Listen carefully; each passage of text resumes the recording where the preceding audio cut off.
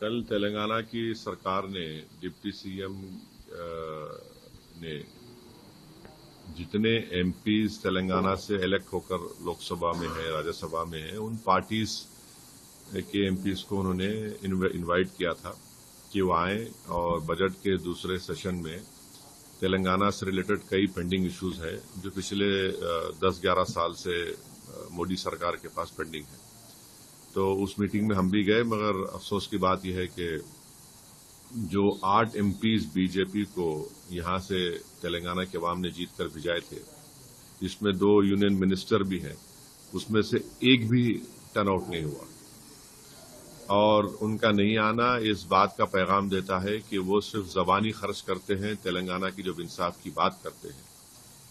और फिर दूसरी पार्टी भी नहीं आई, बीआरएस। तो मसला ये है कि एक RRR रोड का मसला है, जिसको हैदराबाद की ट्रैफिक कंजेशन को दूर करने के लिए RRR रोड बहुत जरूरी है। इसका एक ट्राइपार्टाइट एग्रीमेंट भी हो चुका है और ministry of road and transport को उस ट्राइपार्टाइट एग्रीमेंट को कंप्लीट करना है, उसका एनवायरमेंट क्लियरेंस भारत सरकार को देना है। और वो जो काम होगा तो उससे हैदराबाद और सराउंडिंग में जो ट्रैफिक का मसला है और हैदराबाद के अतराफ में जो है, तो एक बहुत बड़ा इंप्रूवमेंट होगा उसमें। उसका पेंडिंग है, उसका करीब 34,000 करोड़ की लागत है उसकी। भारत सरकार, मोदी सरकार कुछ नहीं कर रही है। दूसरा, मेट्रो रेल का 5 कॉरिडोर है, जिसमें से एक नागौल से एयरपोर्ट की रोड जाएगी और एक जुबली बस स्टैंड से लेकर चंद्रायन तक, ऐसे 5 कॉरिडोर हैं। वो पेंडिंग है 24,000 करोड़ का। अब उसका भी कुछ नहीं करते। तीसरा जो है, आप ये देख लीजिए कि मूसी रिवर फ्रंट पर बापू घाट को तेलंगाना सरकार गांधी सरोवर के नाम से उसको डेवलप करना चाहती है और साथ में 11 हेरिटेज ब्रिजेस है। 90 एकर्स डिफेंस मिनिस्ट्री को देने का है और भारत सरकार से कहा गया कि भाई आप इस गांधी सरोवर के लिए आप हमको मदद करिए, 14,000 करोड़ रुपए दीजिए। उसका कोई बात नहीं होती। चौथी बात यह है कि एक जल शक्ति मिनिस्ट्री है, वहां पर गोदावरी से ड्रिंकिंग वाटर लाना है हैदराबाद और सराउंडिंग अर्बन लोकल बॉडीज के लिए, पानी के लिए, जो पानी की किल्लत है। दूसरा, गोदावरी का पानी लाना है रिवर मूसी को क्लियर करने के लिए। आप इसको अमृत 2 में ले सकते, आप नहीं ले रहे हैं। फिर आप चले जाइए, एक कॉम्प्रिहेंसिव सीवरेज मास्टर प्लान बनाकर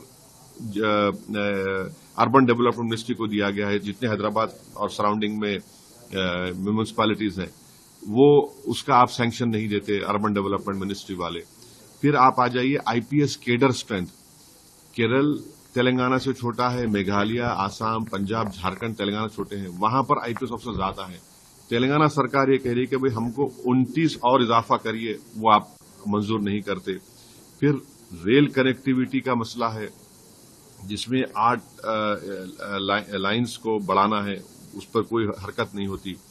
फिर आप ये देखते हैं कि सेमीकंडक्टर का जो government of India semiconductor mission promote कर रही है, एयरपोर्ट को लगकर मुचरला है, उसको उस तेलंगाना को अगर उसमें सेमीकंडक्टर मिशन में शामिल करिए, वहां पर इतना आइडियल जमीन है उसके लिए, यहां पर स्किल्ड लेबर फोर्स भी है, आप उसको नहीं करते हैं।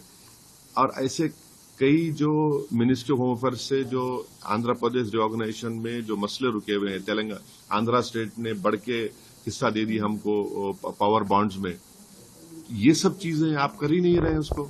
अच्छा, प्रधानमंत्री खुद हैदराबाद आकर RRR रोड के बारे में बोले थे हम करा देंगे, आप कुछ कर ही नहीं रहे। तो भाई ऑन पैरिटी जब दूसरे स्टेट्स को आप दे रहे हैं, तो तेलंगाना को उनका हिस्सा क्यों नहीं मिलेगा? जब आप मेट्रो डाल रहे हैं, दूसरे स्टेट्स को पैसे दे रहे हैं, हर जगह पे देंगे, यहां पे क्यों नहीं दे रहे तेलंगाना को? और ये तेलंगाना को समझ नहीं रहे कि नेशनल इंटरेस्ट में है कि ये ग्रोथ इंजन है, ये बहुत जरूरी है कि तेलंगाना का ग्रोथ भारत के लिए बहुत जरूरी है। आप उसी ग्रोथ को रोक रहे हैं इन तमाम प्रोजेक्ट्स को नहीं देकर, सैंक्शन नहीं करके। सर,